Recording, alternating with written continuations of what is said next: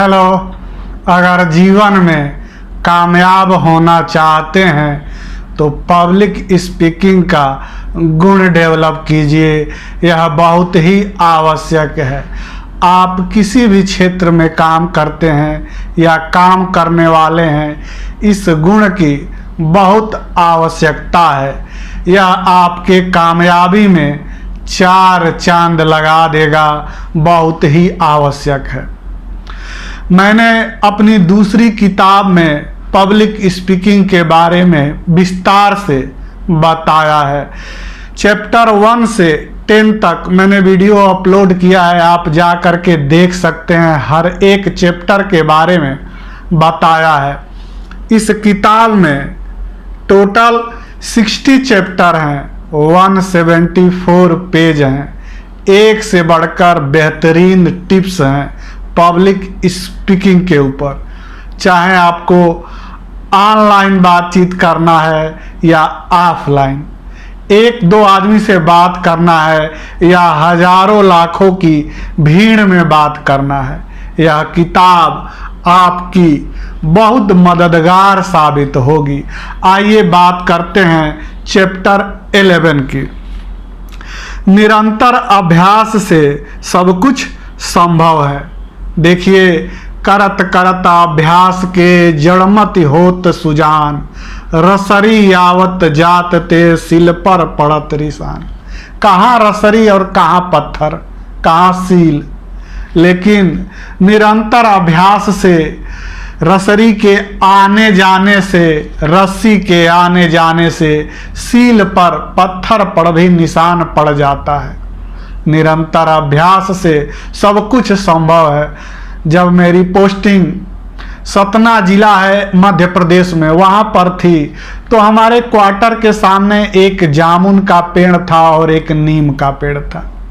हम लोग कपड़ा फैलाने के लिए एक वायर लगाए थे दोनों पेड़ों के बीच में, और कुछ नहीं करते थे, केवल कपड़ा उस पर डालते थे।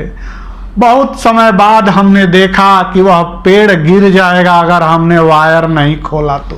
केवल हम लोग उस पर कपड़ा सुखाते थे, कपड़ा डालते थे। पेड़ काटने का कोई ऐसी सोच नहीं थी, लेकिन केवल बार बार कपड़ा डालने से, उसके दबाव से इतना मजबूत नीम और इतने मजबूत जामुन के पेड़ में भी धीरे धीरे धीरे धीरे कटान आरंभ हो गया था। कहने का अर्थ यह है कि निरंतर अभ्यास से सब कुछ संभव है।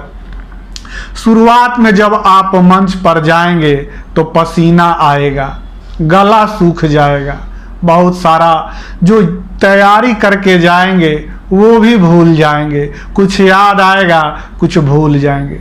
शुरुआत में बहुत सारी दिक्कतें होंगी, हकलाने व्यक्ति लगते हैं, कांपने लगते हैं व्यक्ति। सबके जीवन में आरंभ में, शुरुआत में ये सब दिक्कतें आती है, लेकिन निरंतर अभ्यास से सब कुछ संभव है। मैंने लिखा है कि शुरुआत में मंच और माइक का डर सबको लगता है। तेज हृदय गति, कांपती आवाज, मुंह सूखना, हाथों में पसीना आना, दिमाग से शब्दों का अचानक गायब हो जाना, हकलाना, चेहरे पर डर के भाव दिखाई देना, पैर लड़खड़ाना, काल्पनिक डर से विचलित होना, ये सब शुरुआत में हर वक्ता के जीवन में आता है। लेकिन धीरे धीरे प्रयास करेंगे तो सब कुछ हो जाएगा। शुरू में ऐसा लगेगा जैसे आप कोई युद्ध कर रहे हैं और सबकी आंखें हृदय भेदती हुई प्रतीत होगी। ऐसा लगेगा कि सब लोग हमारी तरफ ही देख रहे हैं, और जो है वो शुरुआत में ये दिक्कतें आती है। लेकिन श्रोता आपको सफल करने के लिए आया है। आपकी सफलता में ही श्रोताओं के समय की सफलता है, श्रोताओं की उपयोगिता है। तो इसलिए निरंतर अभ्यास से सब कुछ संभव है। धीरे धीरे आप स्वाभाविक होने लगेंगे, मंच पे नॉर्मल होने लगेंगे, नॉर्मल बातचीत की तरह ही बात करने लगेंगे। चैप्टर 12 इसमें लिखा है कि भाषण को खुद से जोड़िए, अपनी स्पीच को खुद से जोड़िए, लेकिन यह पूरी तरह विषय पर निर्भर है, कार्यक्रम पर निर्भर है जो है वो, और समय की गरिमा का ध्यान रखना भी इसमें जरूरी है। देखिए, हर व्यक्ति के जीवन में संघर्ष का अध्याय है, खुशी का अध्याय है। जब आप अपने स्पीच को खुद से जोड़ेंगे, उदाहरण अपने आसपास का देंगे, तो उसमें भाव अपने आप आ जाएगा।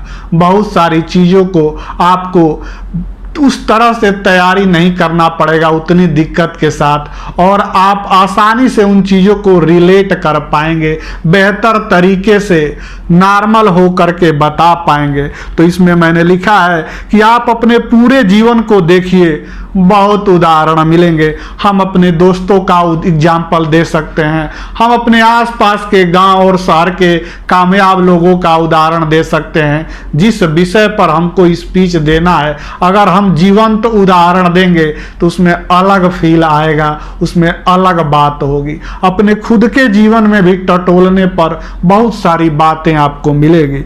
मैंने लिखा है कि हर व्यक्ति के जीवन में संघर्ष का अध्याय है, सफलता का अध्याय है, खुशी का अध्याय है, प्रेम का अध्याय है, बचपन के खट्टे मीठे अनुभव हैं, दोस्ती का अध्याय है।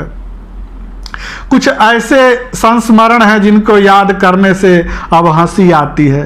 तो कार्यक्रम की गरिमा का ध्यान रखते हुए हम वो सब चीजें बता सकते हैं। यह बहुत ही आवश्यक है।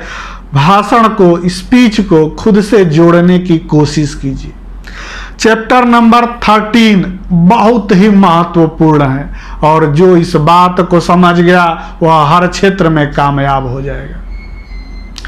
क्या है कि स्पीच से पूर्व अपनी तैयारी कल्पना में कीजिए। वाह, क्या बात है। आइंस्टीन कहते थे कि imagination is more important than knowledge. कल्पना ज्ञान से भी बढ़कर है, क्योंकि ज्ञान हमेशा सीमित रहता है, जबकि कल्पना असीमित। आप कुछ भी इमेजिन कर सकते हैं, बेहतर से बेहतर। हैरी पॉटर सीरीज की लेखिका जेके रॉलिंग कल्पना के बारे में बहुत कुछ बताती हैं। उनका पूरा जीवन कामयाबी की उड़ान, कल्पना की उड़ान है। हर एक लेखक, हर एक उद्यमी, हर एक वैज्ञानिक, दुनिया में जितने भी कामयाब लोग हैं, वो जानते हैं इमेजिनेशन की पावर को। देखिए, यह कोई बड़ी बात नहीं है। कल्पना करना हर व्यक्ति जानता है। कल्पना में उड़ना, दौड़ना हर व्यक्ति जानता है, लेकिन ज्यादातर व्यक्ति उल्टी दिशा में दौड़ते हैं, नकारात्मक कल्पना करते हैं और परिणाम पॉजिटिव चाहते हैं। ये कैसे संभव होगा? स्टेज पे जाने से पूर्व ही व्यक्ति अपने बारे में निगेटिव कल्पना करने लगते हैं। मैं ठीक से बोल नहीं पाया तो क्या होगा, लोग ठीक से सुनेंगे नहीं तो क्या होगा, मुझे याद नहीं आएगा तो क्या होगा। हर तरह की निगेटिव बातें, और केवल बोलने के लिए नहीं, जीवन के हर क्षेत्र में नकारात्मक कल्पना, निगेटिव इमेजिनेशन करना हर व्यक्ति जानता है। कहां कहां तक पहुंच जाता है व्यक्ति नकारात्मक कल्पना करके, रोज सोचता है निगेटिव बातें। हमको कुछ नहीं करना है, केवल तीर की दिशा को, सोच की दिशा को मोड़ देना है सकारात्मक दिशा में। अगर बेहतर कल्पना करेंगे तो बेहतर परिणाम आएंगे।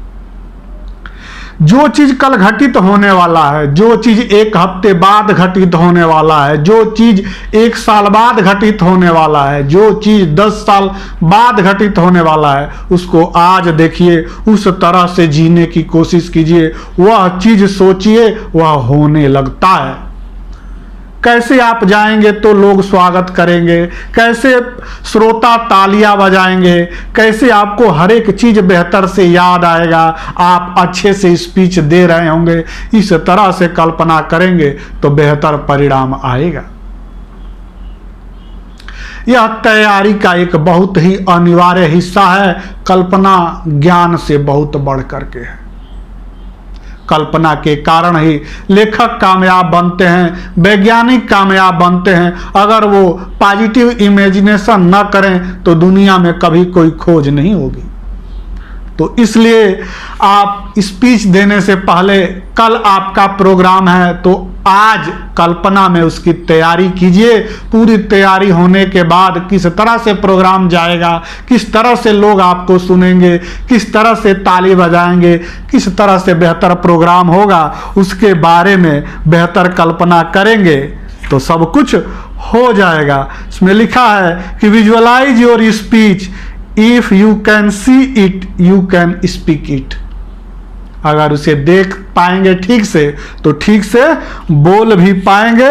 बहुत ही आसान है। और वाल्ट डिज्नी कहते थे कि if you can dream it you can do it.